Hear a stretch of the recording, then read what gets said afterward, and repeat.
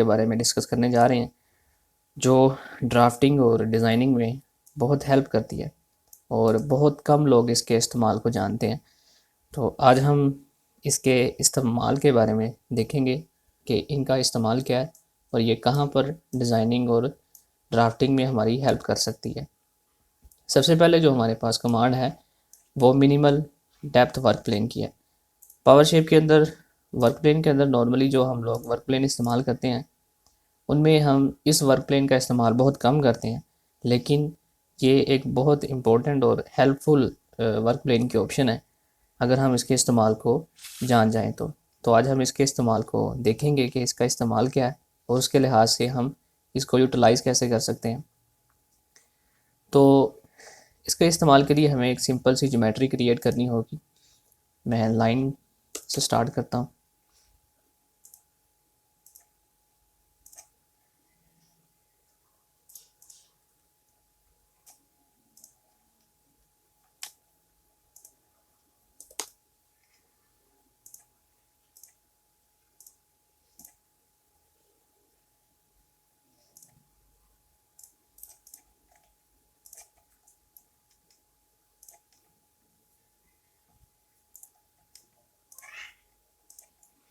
ये एक मैंने सिंपल सी रेवोल्यूशन के थ्रू एक ज्योमेट्री क्रिएट की है। अब मैं किसी एंगल के ऊपर यहाँ पे एक कंपोजिट कर्व जनरेट करता हूँ with the help of dynamic sectioning. Angle इसको मैं 45 का देकर यहाँ पर एक कंपोजिट कर्व जनरेट करता हूँ। ओके, अब यहाँ पर एक कंपोजिट कर्व जनरेट हो चुकी है। अब मैं इसके ऊपर वर्किंग करना चाहता हूँ। तो वर्किंग करने के लिए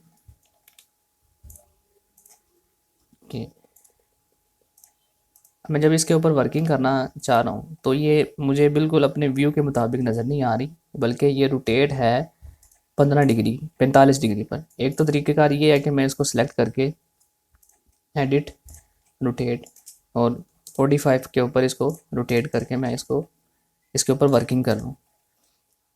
तो जब इसके ऊपर वर्किंग कर लूँ उसके बाद फिर इसको मैं दोबारा -45 के ऊपर रोटेट करके इसको मैं वहीं पर प्लेस कर दूँ जहाँ से मैंने इसको उठाया था। एक तो तरीक़ेकार ये है। अब इसको रोटेट करना और दोबारा उस वापस उसी पोजीशन पर लेकर आने के लिए टाइम काफ़ी कंज्यूम होता है।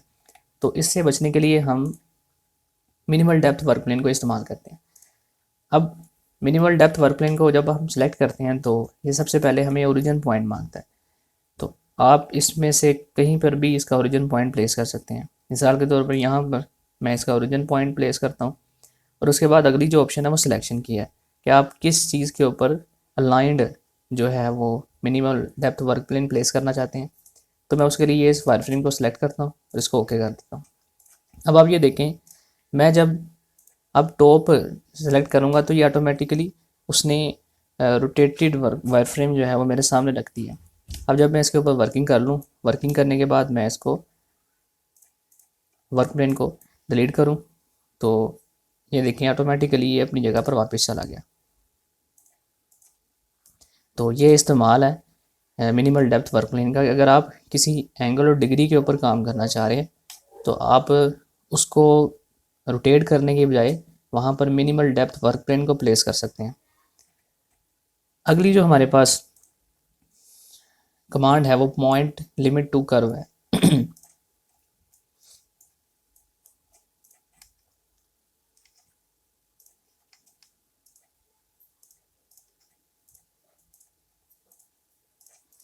मैं यहाँ पर एक मैंने कर्व प्लेस की है।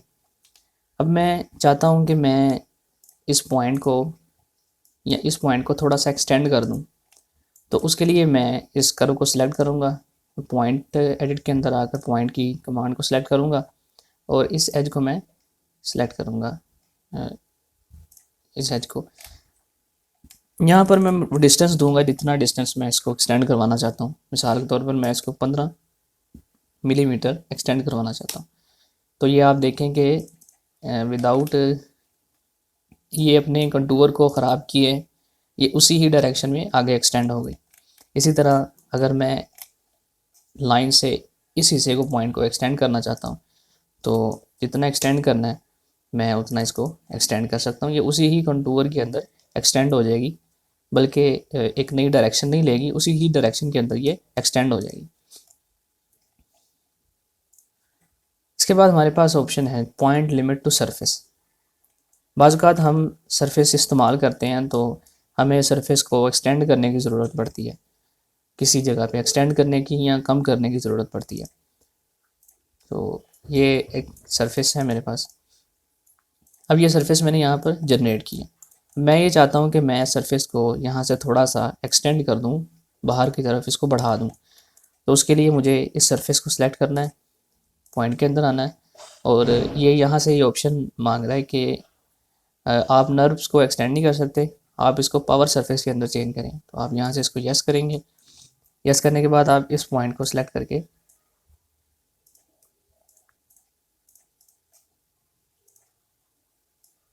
यहाँ से इसको एक्सटेंड कर सकते हैं। तो अब इजीली हमने सरफेस को एक्सटेंड कर लिया। अगर आप यहाँ से इसको एक्सटेंड करना चाहते हैं तो यहाँ से एक्सटेंड कर लें, यहाँ से एक्सटेंड करना चाहते हैं तो यहाँ से एक्सटेंड कर लें, और अगर इस कॉर्नर से एक्सटेंड करना चाहते हैं तो इस कॉर्नर से एक्सटेंड कर लें। तो पॉइंट लिमिट की मदद से आप सरफेस को एक्सटेंड कर सकते हैं। इसी तरह वायर फ्रेम को भी एक्सटेंड कर सकते हैं। इसके बाद हमारे पास जो चौथी कमांड है पावर शेप के अंदर, वो है limit selection for trimming wire frame. ये बहुत हेल्पफुल कमांड है। इसकी मदद से ज्योमेट्री के अंदर हमें काम करने में काफ़ी हेल्प मिलती है। मैं एक लाइन प्लेस करता हूँ यहाँ पर, और दूसरी लाइन में यहाँ पर प्लेस करता हूँ। अब जब हम इसको फ्रंट से देखते हैं तो ये एक ही कोऑर्डिनेट के ऊपर हैं, यानी कि इनमें जो z की डायरेक्शन है वो सेम है, यानी कि दोनों लाइन z0 के ऊपर प्लेस हैं। अब मैं इनको ट्रिम करना चाहता हूँ, एडिट, तो इंटरेक्ट की कमांड को मैं इस्तेमाल करके इनको ट्रिम कर सकता हूँ। अब अगर हमारे पास ये एक ही प्लेन के ऊपर ना हो, जैसे मैं इसको थोड़ा सा मूव करवा देता हूँ z में 10 mm। अब जब हम इंटरेक्ट की कमांड इस्तेमाल करेंगे तो ये ट्रिमिंग नहीं होगी, बल्कि पूरी की पूरी लाइन ख़त्म हो जाएगी, क्योंकि उनकी इंटरसेक्शन ख़त्म हो गई। अब ऐसी सूरत में हमें लाइन को अगर ट्रिम करना पड़ जाए तो उसमें हम सिलेक्शन को इस्तेमाल करते हैं, और जिस लाइन को हमने सेव करना होता है उसको पहले सेलेक्ट करते हैं, और जिसको ट्रिम करना होता है उसको बाद में सेलेक्ट करके ट्रिम कर देते हैं। तो अब आप ये देखें, हालांकि इनकी इंटरसेक्शन भी नहीं थी, लेकिन इसके बावजूद ये ट्रिम हो गई। इसी तरह मैं ये वाली लाइन को ट्रिम करना चाहता हूँ, तो उसके लिए मुझे पहले ये वाली लाइन सेलेक्ट करनी पड़ेगी और बाद में ये वाला हिस्सा। तो हालांकि ये एक प्लेन के अंदर भी नहीं है, लेकिन इसके बावजूद हम इसको लिमिट सिलेक्शन की मदद से ट्रिम कर सकते हैं।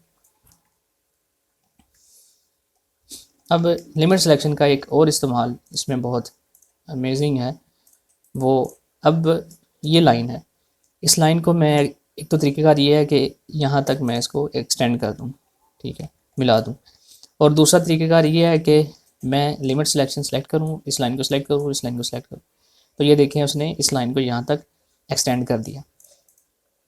ये भी उसी सूरत में हो सकता है। मिसाल के तौर पर मैं इस लाइन को सिलेक्ट करता हूँ और इसको मूव करवा देता हूँ 15। अब ये देखें, ये एक ही प्लेन में नहीं है, एक लाइन ये है हमारे पास और एक लाइन ये है, ठीक है। तो अब मैं चाहता हूँ कि इस लाइन को मैं यहाँ तक एक्सटेंड कर दूँ, तो मैंने पहले वो वाली लाइन सेलेक्ट की जहाँ तक हमने एक्सटेंड करना है, उसके बाद हम दूसरी लाइन सेलेक्ट करेंगे जिसको हमने एक्सटेंड करना है। तो ये इजीली हमने उस लाइन को यहाँ तक एक्सटेंड कर लिया। अब हम इसकी ट्रिमिंग चाहते हैं तो हम पहले एक लाइन सेलेक्ट करेंगे, फिर उसके बाद इसको ट्रिम कर देंगे। तो ये लिमिट सिलेक्शन है फॉर ट्रिमिंग वायर फ्रेम। इसी तरह limit selection for trimming surface है। जिस तरह हमने वायर फ्रेम को ट्रिम किया, इसी तरह हम सरफेस को भी ट्रिम कर सकते हैं। मिसाल के तौर पर मैं यहाँ पर एक सरफेस प्लेस करता हूँ, और यहाँ पर एक मैं वायर फ्रेम प्लेस कर दिया। अब मैं इस वायर फ्रेम की मदद से इस सरफेस को ट्रिम करना चाहता हूँ, तो एडिट के अंदर आकर, सिलेक्शन के अंदर आकर मैंने इस सरफेस को ट्रिम कर दिया। इसमें सिनेरियो ये है कि सरफेस और वायर फ्रेम एक ही प्लेन के ऊपर है। अगर ऐसा ना हो, मिसाल के तौर पर हमारा वायर फ्रेम जो है वो सरफेस से ऊपर है या नीचे है। मैं इसको एडिट में जाकर इसको मूव करवा देता हूँ 50 mm अप। अब मैं जब इसको ट्रिम करूँगा सिलेक्शन की मदद से तो ये ट्रिम नहीं होगा क्योंकि ये एक प्लेन के अंदर नहीं है।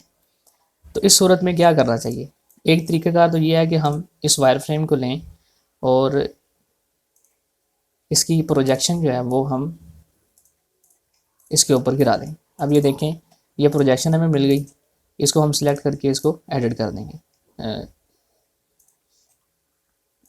सिलेक्ट किया और इसको हमने यहाँ से ट्रिम करवा दिया। एक तरीक़ेकार ये है। और दूसरा तरीक़ेकार जो कि बहुत अमेजिंग है और हमने आज वही सीखना है, वो ये है कि हम इस लाइन को सिलेक्ट करते हैं और यहाँ से हम ट्रिमिंग मोड जो है वो projected view project mode select करते हैं और इसको ट्रिम करवा देते हैं। तो अब आप ये देखें विदाउट प्रोजेक्शन हमने उस लाइन को सरफेस को ट्रिम करवा दिया with the help of wire frame. तो ये बहुत हेल्प करती है आपकी सरफेस को ट्रिम करने के लिए। और इसमें यह है कि आपको वायर फ्रेम को प्रोजेक्ट भी नहीं करना पड़ता। आगे चलते हैं। आगे हमारे पास जो हमारे पास लिमिट सिलेक्शन फॉर एक्सटेंड वो हमने कर लिया। बिटवीन टैब पोजीशन, अब ये हमारे पास एक सरफेस है। मैं ये चाहता हूँ कि मैं इन दो पॉइंट्स के दरमियान एक लाइन जनरेट करूँ। तो मैं जब वायर फ्रेम में जाता हूँ लाइन लेता हूँ तो मुझे यहाँ पर कोई पॉइंट नहीं मिल रहा। तो उस सूरत में मुझे क्या करना चाहिए, और मैंने वायर फ्रेम भी प्लेस करना है इनके दरमियान। तो हमारे पास पोजीशन डायलॉग के अंदर यहाँ पर एक बिटवीन की ऑप्शन हमें मिलती है। इसको सेलेक्ट करने के बाद आप ये की पॉइंट सेलेक्ट करें और ये की पॉइंट सेलेक्ट करें। तो ये देखें इन दोनों की पॉइंट्स के दरमियान उसने एक हमें पॉइंट दे दिया है जहाँ से आप वायर फ्रेम को जनरेट कर सकते हैं। तो ये देखें मैंने उस पॉइंट से वायर फ्रेम को जनरेट कर लिया। अब मैं इसको जहाँ पर भी लेकर जाना चाहूँ, अप डाउन या लेफ़्ट या राइट, मैं इसको आसानी से प्लेस कर सकता हूँ। तो ये एक इम्पोर्टेंट्स जो हमारे पास पावर शेप के अंदर कमांड्स थी उनकी एक छोटी सी वीडियो है। अब इसके बाद नेक्स्ट और बहुत सी कमांड है जिनको मैं नेक्स्ट आने वाले ट्यूटोरियल्स के अंदर डिस्कस करूँगा। अगर आपको ये वीडियो अच्छी लगी है तो इसको लाइक करें, शेयर करें और चैनल को सब्सक्राइब करें और वीडियो पूरी देखें तो इससे आपको बेनिफिट मिलेगा। तो तब तक के लिए अल्लाह हाफिज़, थैंक यू।